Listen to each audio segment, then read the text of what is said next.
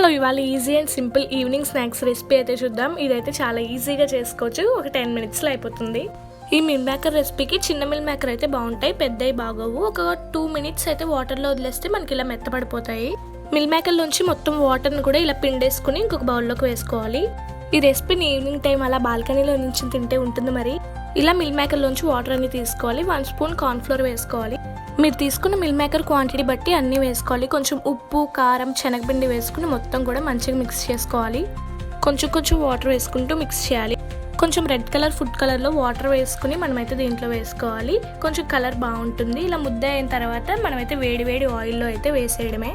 మా మమ్మీ పక్కన నుంచి చెప్తుంటే ఇదంతా కూడా నేనే చేశాను.